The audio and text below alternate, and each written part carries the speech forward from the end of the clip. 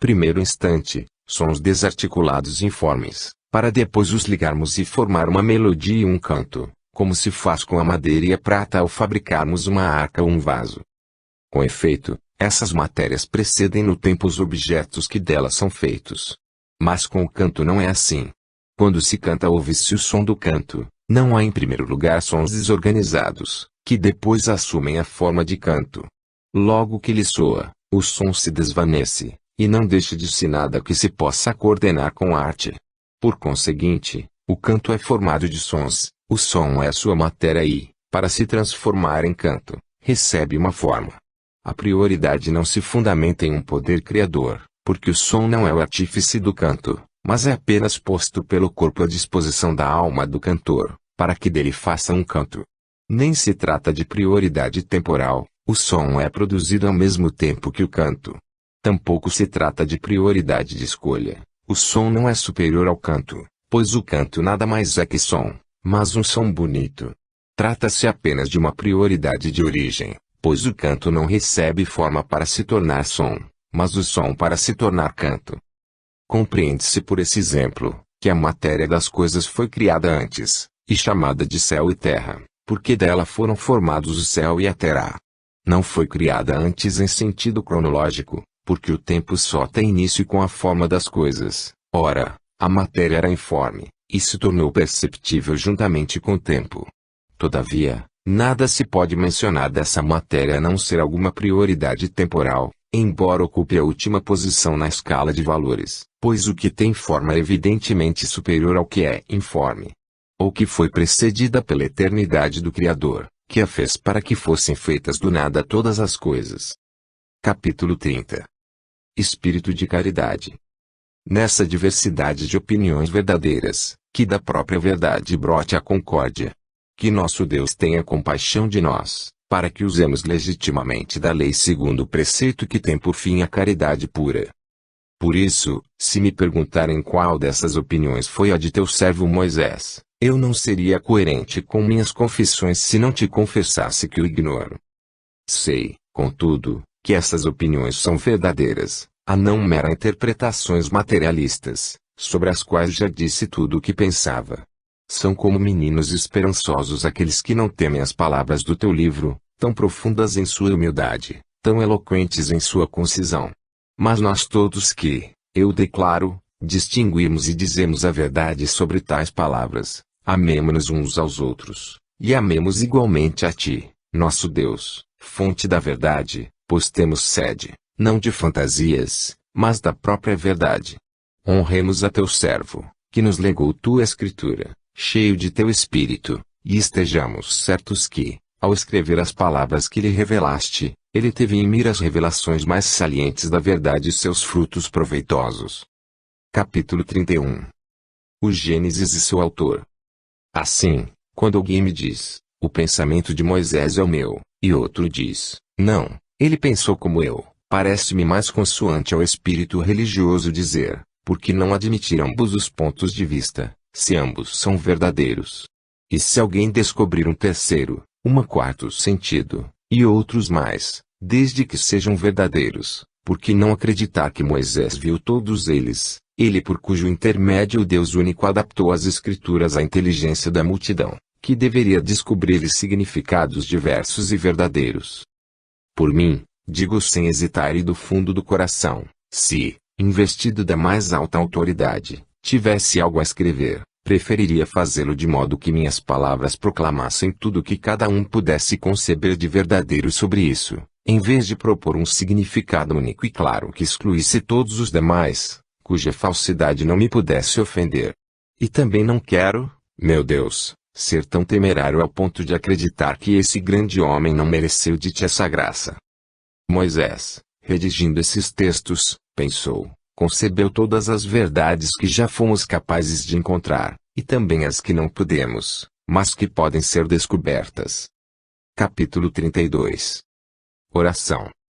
Enfim, Senhor, tu que és Deus, e não carne e sangue, se um homem não pôde ver tudo por completo, poderia teu Espírito bom, que me deve conduzir à terra da retidão, desconhecer algo do que tensionavas revelar por essas palavras a seus leitores vindouros, apesar de teu mensageiro não entender senão um dos numerosos sentidos verdadeiros. Se assim é, o sentido que ele pensou era o mais elevado de todos. Mas revela a nós, Senhor, esse sentido ou algum outro que for de teu agrado e real, e quer nos mostres o mesmo sentido que ao homem de Deus, quer seja outro, inspirado pelas mesmas palavras, alimenta nosso espírito, guarda-nos da ilusão do erro. Eis, Senhor meu Deus, quantas páginas escrevi sobre tão poucas palavras. Deste modo, minhas forças e o meu tempo serão suficientes para examinar todos os teus livros. Permite-me, pois, abreviar minhas confissões e adotar uma única interpretação, que me farás escolher como verdadeira, certa e boa, entre as muitas outras que me poderão ocorrer. Que minha confissão seja fiel o bastante para que eu tenha exatidão ao exprimir o pensamento de teu servo, pois para tal me esforçarei, e, se não conseguir, que eu pelo menos digo que tua verdade me quis dizer por suas palavras, como ela disse a Moisés o que lhe aprove. Livro 13º. Capítulo 1. Invocação. Eu te invoco, ó meu Deus, minha misericórdia, que me criaste, e que não olvidaste aquele que te esqueceu. Chamo-te a minha alma, que preparas para te receber fazendo-te desejar por ela. Não abandones ao que te invoca. Antes mesmo que eu te invocasse, já o tinhas prevenido. Muitas vezes me instaste, falando de mil modos diversos para que te ouvisse de longe, para que me convertesse e invocasse por ti que me chamavas. Senhor, apagaste todos os meus delitos para não ter de punir o que fizeram minhas iníquas mãos, e te antecipaste a meus atos meritórios para me recompensar do que fizeram tuas mãos, que me criaram. De fato, existias antes de mim, e eu não era digno de receber de teu ser. Contudo, eis que existo, graças à tua bondade que precedeu tudo o que sou e do que me fizeste. Não tinhas necessidade de mim, eu não sou um bem que te possa ser útil, meu Senhor e meu Deus. Se estou a teu serviço, não é porque a ação te cansa ou porque teu poder, privado de meus serviços, diminua, nem porque meu culto seja para ti o que é cultura para a terra, que sem ela ficaria estéril. Eu devo te honrar para ser feliz em ti, a quem devo meu ser, capaz de felicidade. Capítulo 2. A criação e a bondade de Deus. É pela plenitude de tua bondade que as criaturas subsistem, para que um bem, para ti de todo inútil, ou de nenhum modo igualável a ti, embora saído de ti, continuasse a existir, pois tu o criaste. Com efeito, que poderia merecer de ti o céu e a terra, que criaste no princípio? E digam, as naturezas espirituais e corpórea, que méritos tinham a teus olhos, que as criaste em tua sabedoria? Que méritos, para receber de ti o ser, que mostram inacabado e informe, quando tendem à desordem e se afastam de tua semelhança? O que é de natureza espiritual, mesmo informe, e ainda superior a um corpo que recebeu forma, um corpo sem forma é superior ao puro nada. Ora, todas essas coisas continuariam informes em teu verbo, se essa mesma palavra não as recolhesse à tua unidade, comunicando-lhes a forma e a excelência graças apenas a ti, soberano bem. Mas que merecimentos antecipados apresentaram a teus olhos, para existir mesmo informes essas criaturas que, sem que as criasses nem teriam existido. E o que a matéria corporal merecera de ti para existir, mesmo invisível e caótica? Nem mesmo essa existência teria, se não as tivesses criado. Não existindo ainda, não podia ter merecimento algum para existir. E a criatura espiritual, ainda no estado embrionário, que títulos teria, mesmo para ser essa coisa vagante e tenebrosa, semelhante ao abismo, diferente de ti, se por teu verbo não fosse conduzida ao mesmo verbo que a criou e se, iluminada por ele, também não se transformasse em luz, não igual, mas análoga à tua imagem. Para um corpo, não é a mesma coisa existir e ser belo, pois de outro modo não poderia viver e viver sabiamente não são a mesma coisa, porque, se fosse, todo espírito seria mutável em sua sabedoria. Mas seu bem reside em se manter unido a ti, para não perder, afastando-se, a luz que adquiriu com a tua proximidade, tornando a cair em uma vida semelhante a um abismo de trevas.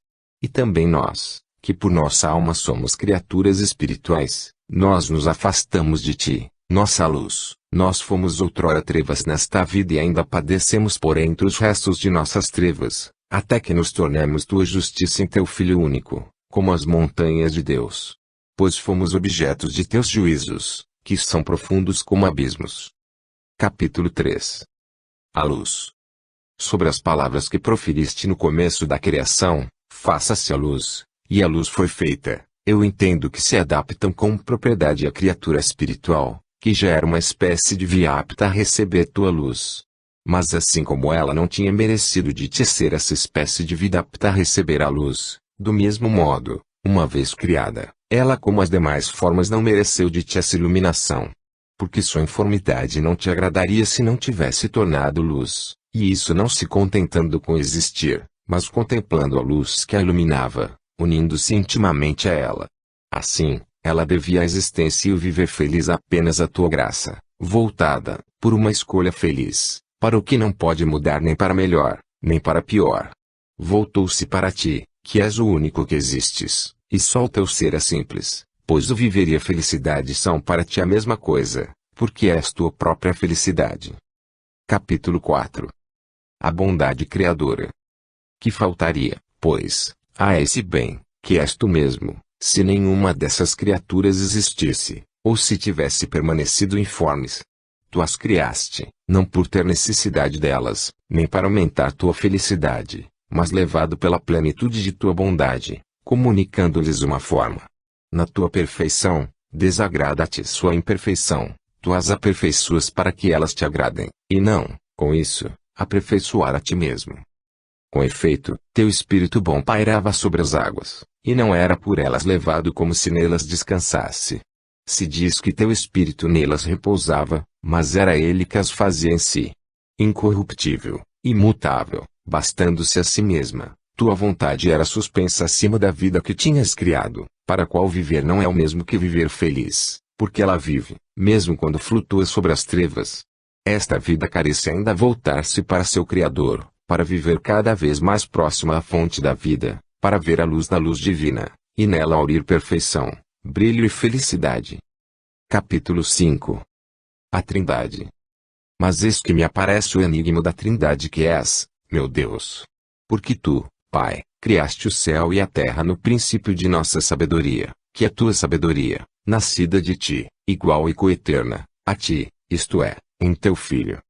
Já falei longamente do céu, da terra invisível e informe e do abismo das trevas, onde a natureza espiritual errante e fluida permaneceria tal se não se voltasse para aquele de quem toda a vida procede, para que, por meio de sua luz, se tornasse viva e bela, o céu do céu, criado mais tarde entre a água superior e a água inferior. Pelo vocábulo Deus eu já entendi o Pai, que criou essas coisas, na palavra princípio eu entendi o Filho, em quem ele as criou. E, como eu acreditava na Trindade de meu Deus, eu a procurava em tuas santas palavras. E vi em tuas escrituras que teu Espírito pairava sobre as águas. Eis tua Trindade, meu Deus, Pai, Filho, Espírito Santo, Criador de toda a criatura. Capítulo 6. O Espírito sobre as águas.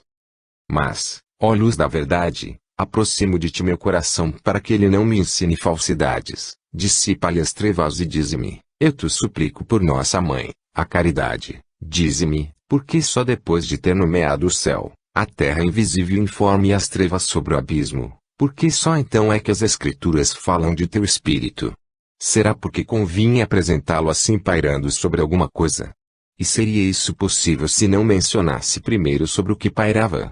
De fato, não era sobre o Pai nem sobre o Filho que ela pairava, e seria impróprio falar assim se não pairasse sobre alguma coisa. Era, pois, necessário mencionar primeiro o elemento sobre o qual ele pairava, já que convinha falar dele apenas dizendo que pairava. Mas por que não convinha apresentá-lo senão dizendo que pairava? Capítulo 7. As águas sem substância. Agora, quem o puder com a inteligência, siga teu apostolo, quando ele diz que tua caridade se difundiu em nossos corações pelo Espírito Santo que nos foi dado, quando nos instrui sobre as coisas espirituais e nos indica o caminho excelso da caridade, e dobra o joelho diante de ti por nossa causa, para que conheçamos a ciência altíssima da caridade de Cristo. E é porque era supereminente desde o princípio que pairava sobre as águas.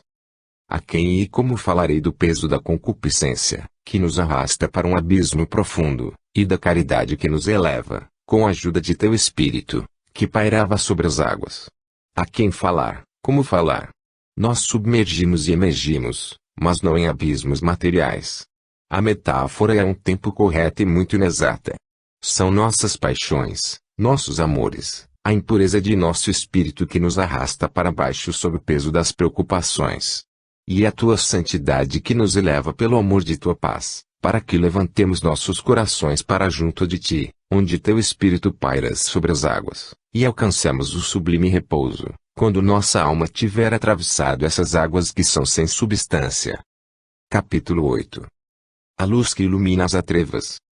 O anjo caiu, a alma do homem caiu, revelando assim as profundas trevas em que teria caído o abismo que continha todas as criaturas espirituais, se não tivesses dito desde o começo, faça-se a luz, se a luz não se tivesse feito, se todas as inteligências de tua cidade celeste não se tivessem unido na obediência a ti, se não tivessem repousado em teu espírito que paira, imutável, sobre os seres transitórios. De outro modo, até o céu do céu não seria mais que abismo de trevas, enquanto que agora a luz no Senhor. Nesta lamentável inquietação dos espíritos decaídos, que, despidos da veste de tua luz, manifestam as próprias trevas, mostras claramente a grandeza de tua criatura racional, na busca da felicidade, ela só se sacia com tua grandeza, onde encontra repouso, pois que ela não pode bastar-se a si própria. Porque tu, Senhor, iluminarás nossas trevas. De ti vêm nossas vestes de luz, e nossas trevas serão como o sol do meio-dia. Dá-te a mim, meu Deus, entrega-te a mim. Eu te amo. Se meu amor é pouco, faze que eu te ame com mais força. Não posso medir, não posso saber o que falta meu amor para que seja suficiente para que minha vida corra para teus braços, e dali não saia antes de se esconder no segredo do teu rosto. Se isto reconheço, tudo me corre mal onde tu não estás, não somente à minha volta, mas até em mim mesmo, e toda a abundância que não é meu Deus, para não passa de indigência. Capítulo 9. O amor de Deus. Mas o Pai e o Filho, não pairavam também sobre as águas? Se os imaginamos como um corpo pairando no espaço, isso não se pode aplicar nem mesmo ao Espírito Santo. Se porém entendemos por isso a excelência imutável da divindade acima de tudo o que é transitório, então o Pai, o Filho e o Espírito Santo pairavam igualmente sobre as águas. E por que só se menciona o Espírito Santo? Por que se menciona apenas a seu respeito um lugar onde estava ele que, no entanto, não ocupa espaço? Também apenas dele se disse que era um dom de Deus, e é em teu dom que repousamos, e é nele que gozamos de ti. Nosso repouso é nosso lugar. É para lá que o amor nos arrebata, e teu Espírito levanta a nossa humildade para longe das portas da morte. A paz, para nós, reside na tua boa vontade. Os corpos tendem, por seu peso, para o lugar que lhes é próprio, mas um peso não tende só para baixo, tende para o lugar que lhe é próprio. O fogo sobe, a pedra cai. Cada um é movido por seu peso, e tende para seu justo lugar. O óleo, lançado à água, flutua, a água, lançada ao óleo, afunda. Ambos são impelidos por seu peso a procurarem o lugar que lhes é próprio. As coisas que não estão em seu lugar se agitam, mas quando o encontram, repousam. Meu peso e meu amor, para onde quer que eu vá, ele quem me leva. Teu dom nos inflama e nos eleva, ardemos e partimos. Subimos os degraus do coração e cantamos o cântico gradual. É o teu fogo benfazejo que nos consome e nos eleva, enquanto subimos para a paz de Jerusalém celeste. Regozijei-me ao ouvir essas palavras. Vamos para a casa do Senhor, ali nos há de instalar tua boa vontade, e não desejaremos nada mais do que permanecer ali eternamente. Capítulo 10. Os dons de Deus. Feliz a criatura que não conheceu outro estado. Seria porém diferente do que a ser, apenas criada, teu espírito, que pairas sobre todas as coisas mutáveis, não a tivesse erguido com este apelo, faça-te a luz, e a luz se fez. Em nós, o tempo em que éramos trevas distingue-se do tempo em que nos tornamos luz. Mas dessa criatura só se diz o que teria sido se não fosse iluminada. A Escritura fala dela como se tivesse sido flutuante e tenebrosa, para nos realçar a causa que a transformou, isto é, que a conduziu para a luz inextinguível, para que também fosse luz. Quem o puder, compreenda; quem não o puder, que te peça a graça de o compreender. Porque importunam, como se eu fosse a luz que ilumina todo homem que vem a este mundo. Capítulo 11. O homem e a Trindade. Quem é capaz de compreender a Trindade onipotente? E quem não fala dela, ainda que a não compreenda? Rara é a pessoa que, falando dela, sabe o que diz. Discute-se, disputa-se, mas ninguém sem paz interior contempla esta visão. Quisera que os homens refletissem sobre três coisas que têm dentro de si mesmos. Elas diferem muito da Trindade, e eu só as proponho para que as usem como exercício e experiência do pensamento, e com isso compreender como estão longe deste mistério.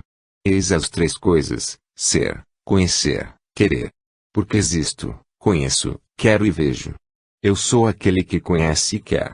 Sei que existo e que quero existir e saber.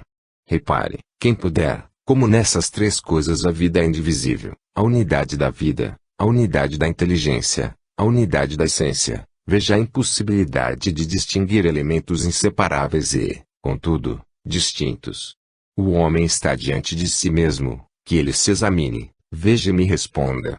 Contudo, por ter encontrado e reconhecido esta analogia, não julgue por isso ter compreendido a essência do ser imutável, que transcende tais movimentos da alma, que existe imutavelmente, conhece imutavelmente e quer imutavelmente. Mas é por causa de tais atributos que em Deus há Trindade, ou esses três atributos pertencem a cada pessoa divina, cada uma sendo assim uma e trina? Ou ambas as coisas são admiravelmente reais, a Trindade, misteriosamente simples e múltipla, sendo para si mesma seu próprio fim infinito, pelo qual existe, se conhece e se basta imutavelmente na magnitude superabundante de sua unidade. Quem conceberá facilmente este mistério? Quem poderia explicá-lo? Quem, temerariamente, ousaria enunciá-lo de algum modo? Capítulo 12. A criação e a Igreja. Ó minha fé, vai adiante em tua confissão. Dize até o Senhor: Santo, Santo, Santo.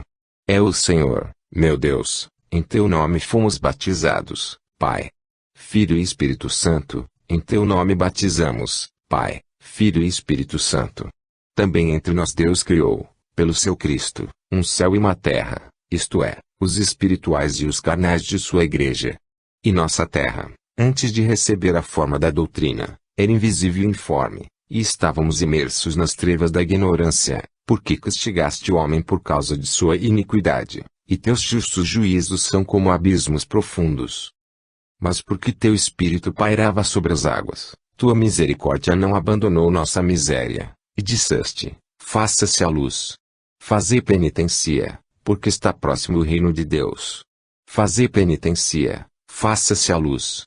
E porque tínhamos a alma conturbada, nos lembramos de ti, Senhor, às margens do Jordão, sobre essa montanha grande como tu, que te tornaste pequeno por nós. Nossas trevas te desagradaram, nós nos voltamos para ti, e a luz se fez. E eis que outrora fomos trevas e que agora somos luz no Senhor. Capítulo 13. Nós e a luz. Contudo, somos luz apenas pela fé, e não por uma visão clara. E na esperança que fomos salvos, e a esperança que vê não é mais esperança. O abismo clama pelo abismo, mas é já pela voz de tuas cataratas. Não pude falar-vos como a homens espirituais, mas como a carnais. Quem assim fala, não julga ainda ter atingido sua meta e, esquecendo-se do que ficou para trás, avança para o que está vivo, como o servo tem sede de água das fontes, e diz: quando chegarei? Ele deseja o abrigo de sua morada, que está no céu, e chama o abismo inferior dizendo: não vos conformeis com este mundo, mas reformai-vos renovando o vosso espírito, e não querais ser crianças na mente, mas sede pequeninos quanto à malícia, para que sejais perfeitos no espírito. E ainda, ó Gálatas insensatos, quem vos fascinou? Mas não é mais sua voz que fala assim, e sim a tua voz, porque mandaste teu Espírito do alto do céu por intermédio de Jesus, que subiu ao céu e abriu as cataratas de seus dons, para que a torrente de alegria alegrasse tua cidade. É por essa cidade que suspira o amigo do esposo, ele que já possui as primícias do Espírito, mas que ainda geme, porque está à espera da adoção e do resgate do seu corpo. É por ela que suspira, porque ele é membro da esposa de Cristo, por ela se abrasa em zelo, porque é o amigo do esposo. Zela por ela, não por si mesmo, pois é pela voz de tuas cataratas, e não com sua própria voz, que ele chama pelo outro abismo, objeto de seu zelo e de seus temores. Assim como a serpente enganou Eva com sua astúcia, ele receia que as inteligências débeis se corrompam e se afastem da pureza que está em teu esposo, teu filho único. Quão resplandecente será essa luz, quando virmos tal como ele é, e quando tiverem passado essas lágrimas que se tornaram o pão de meus dias e de minhas noites, enquanto a cada dia me perguntam, onde está o teu Deus? Capítulo 14. Esperança. Também eu pergunto, onde estás, meu Deus? Onde estás? Respiro um pouco de ti quando minha alma se expande dentro de mim mesmo em gritos de exaltação e de louvor, verdadeiro canto de festa.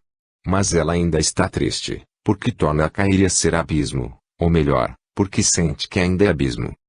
Minha fé, que acendeste à noite para conduzir meus passos, lhe diz, porque está triste, ó minha alma, e porque me perturbas? Espera no Senhor. Seu verbo é uma lâmpada para teus passos. Espera, persevera, até que a noite passe, a noite, mandos iníquos, até que passe a ira do Senhor, ira da qual outrora fomos filhos quando éramos trevas, dessas trevas ainda arrastamos os restos neste corpo morto pelo pecado, até que alvoreça o dia e se dissipem as sombras. Espera no Senhor. Desde amanhã estarei diante deles, e o contemplarei, e o louvarei eternamente. Desde amanhã estarei diante dele e verei a salvação de minha face, meu Deus, que vivificará nossos corpos mortais pelo seu Espírito que habita em nós, misericordiosamente levado por sobre as águas tenebrosas de nossas almas. Por isso, em nossa peregrinação, recebemos dele o penhor de já sermos luz, ele já nos salvou pela esperança e, de filhos da noite e das trevas que éramos, ele fez filhos da luz e do dia. Na incerteza da ciência humana, só tu és capaz de distinguir entre uns e outros, porque põe nossos corações à prova e chamas a luz dia e as trevas noite. Quem, senão tu, sabe nos distinguir? E que temos nós que não o tenhamos recebido de ti? Nós, feitos vasos de honra, fomos feitos da mesma argila que serviu para fazer os vasos de ignomínia. Capítulo 15. Símbolos. E quem, senão tu, nosso Deus, estendeu sobre nós um firmamento de autoridade, da tua divina escritura. O céu se dobrará como um livro, e agora ele se estende sobre nós como um pergaminho. Mais sublime é a autoridade de que goza a tua divina escritura depois que morreram aqueles que cujo intermédio nulas comunicaste. E sabes, Senhor, sabes como cobriste de peles os homens, quando o pecado os tornou mortais. Por isso estendeste como um pergaminho o firmamento de teu livro, e tuas palavras em tudo concordes, que dispuseste sobre nós pelo ministério de homens mortais. Por sua morte, a autoridade de tuas palavras, por eles divulgadas, desdobra a sua força sobre tudo o que existe embaixo, ela não se erguia tão alto enquanto eles viviam. É que ainda não tinhas desenrolado o céu como um pergaminho, nem tinhas ainda difundido a glória de sua morte por toda parte. Senhor, faze que contemplemos os céus, obra de tuas mãos. Dissipa de nossos olhares as nuvens com que os tens velado. Neles está teu testemunho, dando sabedoria aos humildes. Meu Deus, completa teu louvor pela boca dos meninos que ainda mamam. Não conhecemos outros livros que assim destruam a soberba, e que abatam tão bem o inimigo que resiste a toda reconciliação contigo, e defende seus pecados. Não, Senhor, não conheci outras palavras tão puras, que tantos me persuadissem à confissão, e sujeitassem minha mente a teu jugo, convidando-me a te servir tão desinteressadamente. Oxalá eu as compreenda, bondoso Pai. Concede esta graça à minha submissão, pois as firmaste para os corações submissos. Há outras águas, creio eu, sobre esse firmamento, águas imortais e isentas da corrupção terrena. Que elas louvem teu nome. Que os povos celestes de teus anjos te bendigam, pois não têm necessidade de olhar esse firmamento, nem de ler para aprenderem a conhecer tua palavra. Eles sempre veem tua face, e ali leem, sem as sílabas transitórias, o objeto da tua vontade eterna. Leem, escolhem, amam. Leem perpetuamente, e o que eles leem jamais fenece, escolhendo e amando, leem tua imutável vontade. Teu códice jamais se fecha, jamais se enrola, porque tu mesmo és eternamente esse livro, tu os estabeleceste acima deste firmamento, levantado por ti acima da fraqueza dos povos da terra, para que estes, olhando, reconheçam tua misericórdia, que te anuncia no tempo, tu Criador do tempo. Tua misericórdia está no céu, e tua verdade se eleva até as nuvens. As nuvens passam, mas o céu permanece. Os que pregam tua palavra passam para uma outra vida, mas tua escritura se estende sobre os povos até o fim dos séculos. O céu e a terra passarão, mas tuas palavras não passarão. O pergaminho será enrolado, e a erva sobre o qual se estendia passará com seu esplendor, mas a tua palavra permanecerá eternamente. Agora ela nos aparece no enigma das nuvens e através do espelho dos céus, e não como é na realidade, porque ainda não se manifestou o que havemos de ser, apesar de amados pelo teu Filho. Ele nos olhou através da teia da sua carne e nos acariciou, e nos inflamou de amor, e corremos atrás de sua fragrância. Mas quando ele aparecer seremos semelhantes a ele, porque o veremos tal como ele é. Vê-lo tal qual é será nossa felicidade, mas nós ainda não o podemos contemplar. Capítulo 16. Deus, fonte de luz. Assim como só tu existes plenamente, só tu possuis o conhecimento absoluto, imutável, com efeito, és em teu ser, imutável em teu saber, imutável na tua vontade. Tua essência sabe e quer imutavelmente, tua ciência e quer imutavelmente, tua vontade é e sabe imutavelmente. Não é justo a teus olhos que a luz imutável seja conhecida pelo ser mutável, que ela ilumina, como ela se conhece a si própria. Por isso, minha alma é para ti como terra sem água, porque assim como não pode iluminar a si mesma, não se pode saciar por seus próprios meios. Porque em ti está a fonte da vida, e graças à tua luz é que veremos a luz. Capítulo 17. As águas amargas. Quem reuniu em um só mar as águas amargas? Seu objetivo é o mesmo, uma felicidade temporal, terrena, alvo de todas as suas ações a despeito da grande diversidade de cuidados que as agitam. Quem, senão tu, Senhor, poderia dizer a essas águas que se reunissem em um só lugar, e a terra enxuta que aparecesse, sedenta de ti? O mar é teu, pois tu fizeste, e tuas mãos formaram a terra enxuta. Não é a amargura das vontades mas a reunião das águas que chamamos de mar. Também refreias as paixões más das almas e fixas os limites até onde permites que avancem as águas, para que suas ondas se quebrem sobre si mesmas, e assim, crias o mar, submetido a teu poder universal. As almas sedentas de ti, que aparecem a teu olho separadas do mar com outra finalidade, tu as regas com um orvalho vivo, misterioso e doce, para que a terra produza seu fruto.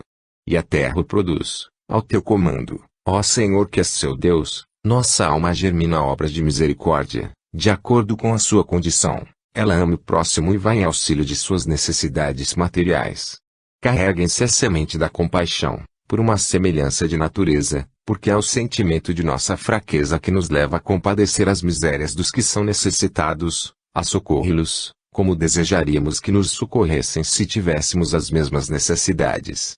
E não se trata só de dar apoio fácil, como ervas nascidas de sementes, mas de proteção enérgica, vigorosa como a árvore que carrega frutos, símbolos das obras que arrebatam a mão do poderoso à vítima da injustiça, dando-lhe um abrigo à sombra protetora de um julgamento justo. Capítulo 18. Meditação.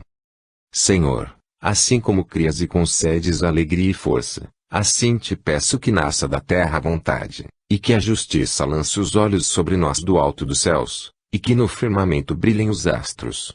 Dividamos nosso pão com quem tem fome, acolhamos em nossa casa o pobre sem teto, vistamos quem está nu, e não desprezemos nossos semelhantes.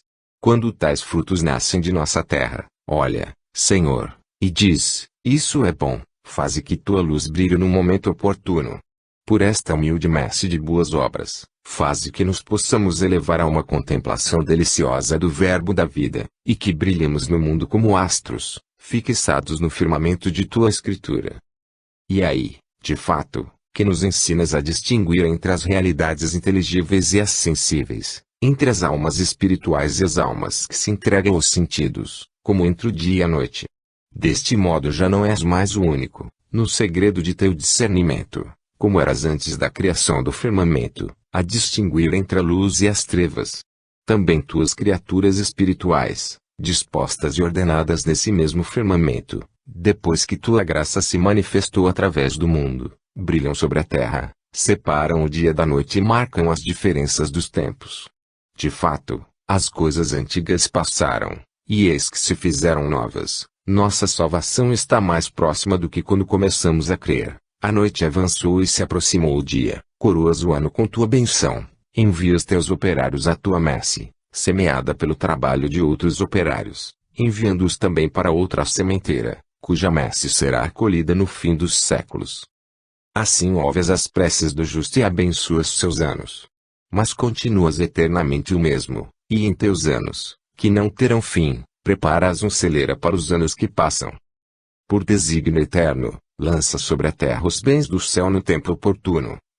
Teu Espírito dá a palavra de sabedoria, luminar maior para os que encontram seu deleite na luz de uma verdade clara como o raiar do dia. A outro dás, pelo mesmo Espírito, a palavra de ciência, luminar menor. A outro a fé, a outro o poder de curar, a outro o dom dos milagres, a outro a graça da profecia, a este o discernimento dos espíritos, aquele o dom das línguas. E todos esses dons são como estrelas, e são obra de um só e mesmo Espírito, que reparte a cada um os seus dons como lhe agrada, e que faz aparecer tais astros para o bem comum. Mas a palavra de ciência em que estão encerradas todos os mistérios, que variam com o tempo, como varia a lua, e os outros dons que mencionei ao compará-los com as estrelas, diferem a tal ponto desse brilho de sabedoria de que goza o raiar do dia, que não passam de crepúsculo. Contudo, teus dons são necessários àqueles homens, a quem teu prudente servidor não pôde dirigir como a espirituais, mas como carnais, ele que pregou a sabedoria entre os perfeitos. Quanto ao homem carnal, semelhante a um menino em Cristo, que só se alimenta de leite, que não se julgue abandonado em sua noite, que saiba contentar-se com a luz da lua e das estrelas, até que possa tomar alimento sólido e olhar para o sol. Eis o que nos ensinas em tua sabedoria, nosso Deus, em teu livro, que é teu firmamento, para que distingamos todas as coisas em contemplação admirável, embora ainda estejamos sob a lei dos sinais, dos tempos, dos dias e dos anos. Capítulo 19. Ainda a terra seca. Mas antes, lavai-vos, purificai-vos, arrancai a iniquidade de vossos corações e de meus olhos, para que apareça a terra seca. Aprendei a fazer o bem, sede justos para com o órfão e defendei a viúva, para que a terra produza erva tenra e árvores cheias de frutos. Vinde e dialoguemos, diz o Senhor, e assim no firmamento do céu se acenderão luminares que brilharão por sobre a terra. Aquele rico perguntava ao bom mestre o que deveria fazer para ganhar a vida eterna. E o bom mestre, que é bom porque é Deus, e não um homem como o rico considerava, lhe declarou: o que deseja conseguir a vida deve observar os mandamentos, afastar de si a amargura da malícia e da iniquidade, não matar, não cometer adultério, não roubar, não prestar falso testemunho, a fim de que se mostre a terra seca, geradora do respeito do pai e da mãe e do amor do próximo. Tudo isto já fiz, diz o rico. De onde vêm pois tantos espinhos, se a terra é fértil? Vai, arranca os espessos emaranhados da avareza, vende teus bens, enriquece-te dando tudo aos pobres, e possuirás um tesouro no céu. Segue o Senhor se queres ser perfeito, junta-te aos que lhe instruem nas palavras de sabedoria, ele que sabe o que se deve dar ao dia e à noite. Também tu saberás, e eles se tornarão para ti luminares no firmamento do céu. Mas isso não se realizará se ali não estiver teu coração, e teu coração não estará onde não estiver teu tesouro, assim falou o teu bom mestre. Mas a terra estéril entristeceu, e os espinhos sufocaram a palavra divina. Mas vós, geração escolhida, fracos aos olhos do mundo, que tudo deixaste para seguir o Senhor, caminhais após ele, confundi os fortes. Segui-lo com vossos pés resplandecentes, e brilhai no firmamento para que os céus cantem suas glórias, distinguindo a luz dos perfeitos, que ainda não são semelhantes aos anjos, e as trevas dos pequenos, que ainda não perderam a esperança. Brilhai sobre toda a terra.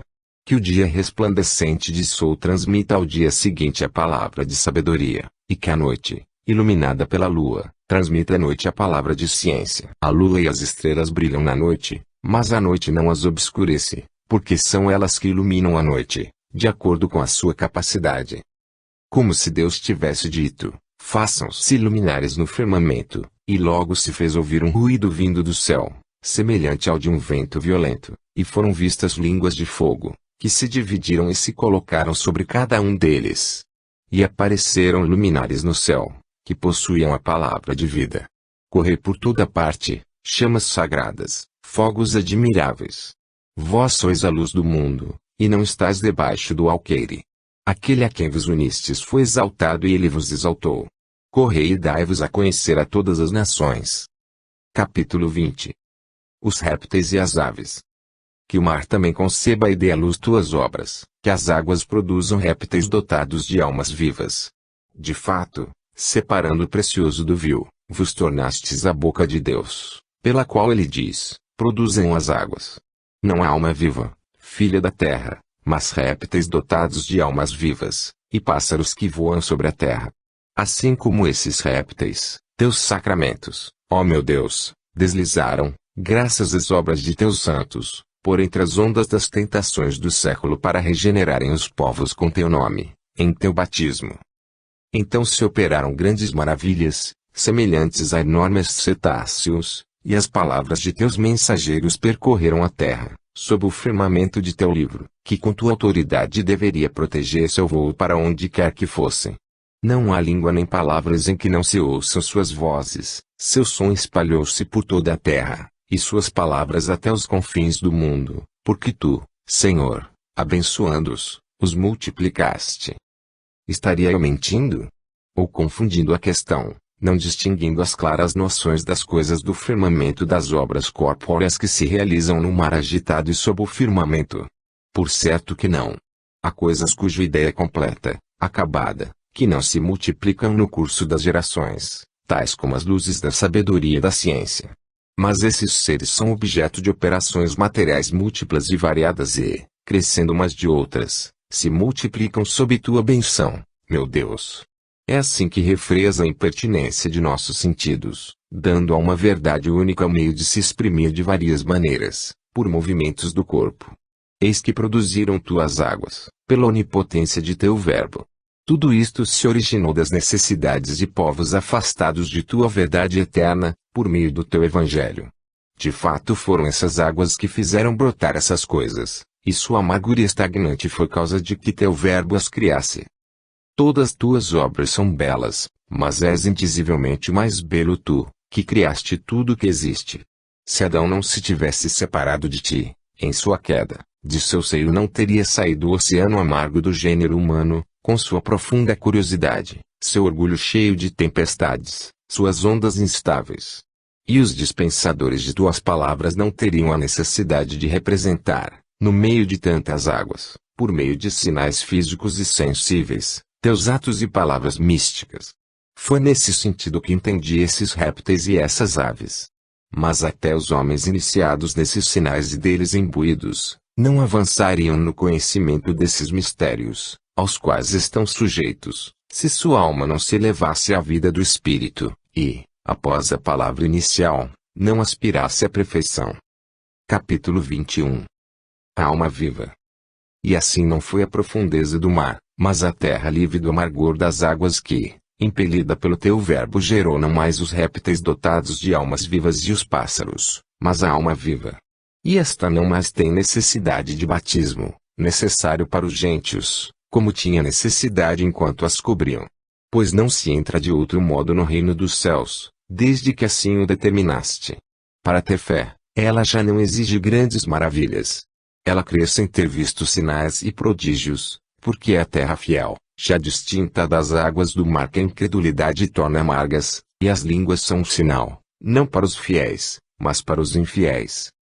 A terra que estendeste acima das águas não tem necessidade dessa espécie de aves que as águas produziram por ordem de teu verbo. Envia-lhe, pois, teu verbo, por meio de teus mensageiros. Nós falamos de suas obras, mas quem age por seu intermédio, para que produza uma alma viva, és tu. A terra germina porque a causa dos fenômenos que ocorrem na superfície, Assim como o mar foi causa da produção dos répteis dotados de almas vivas, e das aves sob o firmamento do céu. A terra já não necessita destas criaturas, embora ela se alimente de peixes pescados nas profundezas do mar, nessa mesa que preparaste na presença dos crentes, porque eles foram pescados nas profundezas do mar para alimentar a terra árida. Também as aves, ainda que nascidas no mar, multiplicam-se sobre a terra. As primeiras gerações evangélicas foram motivadas pela incredulidade dos homens, mas também fiéis nela encontram diariamente copiosas exortações e bênçãos. Todavia, a alma viva, extrai da terra a sua origem, porque somente aos fiéis é meritório abster-se de amar este mundo, para que sua alma viva por ti, essa alma que estava morta quando vivia em delícias mortíferas. Ó Senhor, só tu fazes as delícias de um coração puro. Que teus ministros trabalhem na terra, não como nas águas da incredulidade, quando pregavam e falavam utilizando-se de milagres, de sinais misteriosos, de termos místicos, para capturar a atenção da ignorância, mãe da admiração, pelo medo desses sinais secretos. Por esta porta, de fato, os filhos de Adão têm acesso à fé, esquecidos de ti enquanto se escondem de tua face e se tornam abismos. Que teus ministros trabalhem como em terra seca, separada das falsas do abismo, e que seja um modelo para os fiéis, vivendo sob teus olhares e incitando-os à imitação. E assim ouve não só para ouvir, mas também para praticar. Procurai a Deus, e vossa alma viverá, e a terra dará nascimento a uma alma viva. Não vos conformeis com este mundo em que vivemos, abstendo-vos dele. A alma vive evitando as coisas cujo desejo causa-lhe a morte. Abstende-vos das violências selvagens da soberba, das ociosas voluptuosidades da luxúria, da falsidade que engana em nome da ciência, para que os animais ferozes sejam domesticados, os brutos domados e para que as serpentes sejam inofensivas. Todos representam alegoricamente os movimentos da alma humana. O fástio do orgulho, as delícias da luxúria, o veneno da curiosidade, são movimentos da alma morta, mas não morta a ponto de carecer de todo movimento. É afastando-se da fonte da vida que ela morre, o mundo a arrebata ao passar, e a este se amolda. Mas tua palavra, meu Deus, é a fonte da vida eterna, e não passa. Ela mesma nos proíbe que nos afastemos de ti por essas palavras. Não vos conformeis com o mundo em que vivemos, para que a terra, fertilizada pela fonte da vida, produza uma alma viva, uma alma que busque em tua palavra, transmitida por teus evangelistas, se fortificar, imitando os imitadores de teu Cristo. Eis o sentido da expressão segundo sua espécie, porque o homem imita a quem ama. Sede como eu, diz o apóstolo, porque sou como vós. Assim haverá na alma viva apenas feras sem maldade, agindo com doçura. Pois nos deste este mandamento, fazei vossas obras com mansidão, e sereis amados por todos. Também os animais domésticos serão bons, se comerem, não sofrerão fástio e, se não comerem, não terão fome. As serpentes, tornando-se boas, serão incapazes de causar danos, mas continuarão astutas e cautelosas, não investigarão a natureza temporal, senão na medida necessária para compreender e contemplar a eternidade através das coisas criadas. Esses animais, as paixões, obedecem à razão, quando refreados em seus caminhos mortais, vivem e se tornam bons. Capítulo 22. Sentido místico da criação do homem. Assim, Senhor, nosso Deus e nosso Criador, quando nossos afetos mundanos, que nos causam a morte porque nos faziam viver mal, se afastarem do amor do mundo, quando nossa alma, vivendo bem, se tornar alma viva, e quando se cumprir a palavra que proferiste pela boca de teu apóstolo, não vos conformeis com o mundo em que vivemos, então seguir-se-á aquilo que acrescentaste imediatamente ao dizer, mas reformai-vos na novidade de vossa mente, e já não será segundo vossa espécie, como se fosse imitar nossos predecessores ou viver seguindo os exemplos de alguém melhor que nós. Não disseste, que o homem seja feito de acordo com a sua espécie, mas façamos o homem à nossa imagem e semelhança, para que pudéssemos reconhecer tua vontade. Para tanto, o divulgador de teu pensamento, que gerou filhos pelo Evangelho, não querendo que continuassem como crianças os que alimentara com leite e agasalhara em teu seio como uma ama, dizia, reformai-vos renovando o vosso coração, para discernir a vontade de Deus, que é bom, agradável e perfeito. Também não dizes, façase o homem, mas a nossa imagem e semelhança. Aquele que é renovado no espírito, e compreende e conhece tua verdade, não mais carece que um outro lhe ensine a imitar sua espécie. Graças às tuas lições, ele reconhece por si qual é tua vontade, o que é bom, agradável e perfeito. Tu lhe ensinas, pois agora é capaz deste ensinamento, a ver a trindade da unidade e a unidade da trindade. Eis porque, depois de falar no plural, façamos o homem se diz no singular, e Deus criou o homem. Depois deste plural, a nossa imagem, este singular, a imagem de Deus. Assim o homem se renova pelo conhecimento de Deus, a imagem de seu Criador, e tornando-se espiritual, julga todas as coisas, que certamente hão de ser julgadas, mas ela não é julgado por ninguém. Capítulo 23. O julgamento do homem espiritual. Ele julga tudo, significa que tem autoridade sobre os peixes do mar, sobre os pássaros do céu, sobre os animais domésticos e selvagens, sobre toda a terra e sobre todos os répteis que nela se arrastam.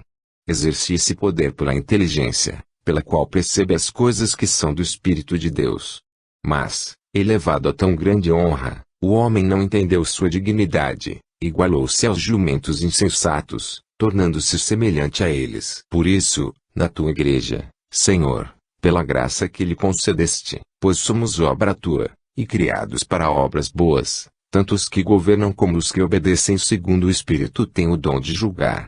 Porque assim fizeste a criatura humana homem e mulher, em tua graça espiritual, onde não há distinção conforme o sexo, nem judeu nem grego, nem escravo nem homem livre. Os espirituais, portanto, tanto os que presidem como os que obedecem, julgam espiritualmente.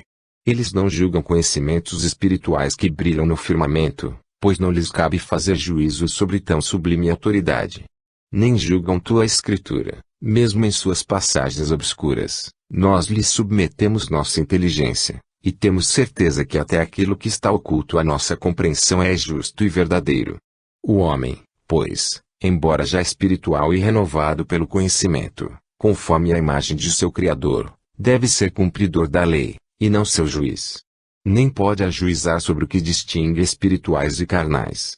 Somente teus olhos, meu Senhor, os distinguem, mesmo que nenhuma obra sua os tenha revelado a nós, para que os reconheçamos por seus frutos. Mas tu, Senhor, já os conheces e os classificaste, e os chamaste no segredo de teu pensamento, antes de ter criado o firmamento. Tampouco julga, o homem espiritual, os povos inquietos deste mundo. De fato, por que julgar ele os que estão fora, ignorando quem alcançará a doçura da tua graça, e quem permanecerá na eterna amargura da impiedade? Por isso, o homem que criaste à tua imagem, não recebeu poder sobre os astros do céu, nem sobre o mesmo seu misterioso, nem sobre o dia e a noite que chamaste à existência antes da criação do céu, nem sobre a massa das águas, que é o mar. Mas recebeu poder sobre os peixes do mar, sobre as aves do céu, sobre todos os animais, sobre toda a terra, e sobre tudo o que se arrasta pela superfície do solo. Ele julga e aprova o que acha bom, e reprova o que acha mal, quer na celebração dos sacramentos, com que são iniciados os que na tua misericórdia tira das águas profundas, quer no banquete em que se serve o peixe tirado das profundezas para alimento da terra fiel, quer nas palavras e expressões sujeitas à autoridade de teu livro que, semelhantes aos pássaros, voam sob o firmamento, interpretações, exposições, discussões, bênçãos e invocações que brotam sonoras da boca, para que o povo responda, Amém. É necessário que essas palavras sejam enunciadas fisicamente, por causa do abismo do mundo e da cegueira da carne que, impossibilitada de ver o pensamento, tem necessidade de sons que firam os ouvidos. Assim, sem dúvida é sobre a terra que as aves se multiplicam, embora tenham suas origens na água. O homem espiritual julga também aprovando o que acha correto e reprovando o que é vicioso nas obras e nos costumes dos fiéis. Julga das suas esmolas, comparáveis aos frutos da terra. Ele julga a alma viva pelas paixões domadas pela castidade, os jejuns, e pelos pensamentos piedosos, na medida em que essas coisas se manifestam aos sentidos do corpo. Em resumo, é juiz de tudo o que pode se corrigir. Capítulo 24. crescei e multiplicai-vos. Mas que é isto? Que mistério é este? Abençoas os homens, Senhor, para que eles cresçam, se multipliquem, e encham a terra. Não queres nisto dar-nos a entender alguma coisa? Porque não abençoaste também a luz, que chamaste dia, nem a terra, nem o mar? Eu diria, meu Deus, que nos criaste à tua imagem, diria que quiseste conceder especialmente ao homem essa benção, se não houvesses abençoado igualmente os peixes e os cetáceos, para que cresçam, se multipliquem, encham as águas do mar, e os pássaros para que se multipliquem sobre a terra. Afirmaria ainda que essa benção foi reservada às espécies vivas que se reproduzem por meio de geração, caso a encontrasse também nas árvores, nas plantas, nos animais da terra. Mas não foi dito nem às plantas, nem às árvores, nem aos répteis, crescei e multiplicai-vos, embora todas essas criaturas se multipliquem pela procriação, como os peixes, os pássaros e os homens, conservando assim sua espécie. Quer dizer, então, ó minha luz, ó verdade, que tais palavras carecem de senso e foram ditas em vão. De nenhum modo, ó Pai de misericórdia. Longe de mim, longe do servidor de teu verbo, uma tal afirmação. Apenas não compreendo o sentido dessas palavras, e espero que os melhores que eu, ou seja, os mais inteligentes, a entendam melhor, segundo a sabedoria que deste, meu Deus, a cada um. Que te agrade ao menos a confissão que faço diante de ti, de minha certeza de que não falaste em vão aquelas palavras. Não calarei as reflexões que me sugere a leitura dessas palavras. O que penso é verdadeiro, e nada vejo que impeça de explicar assim os textos figurados de teus livros. Sei que sinais corporais podem exprimir de vários modos uma ideia que o espírito concebe em um só sentido, uma ideia expressa de um só modo. Como exemplo, cito a simples ideia do amor de Deus e do próximo.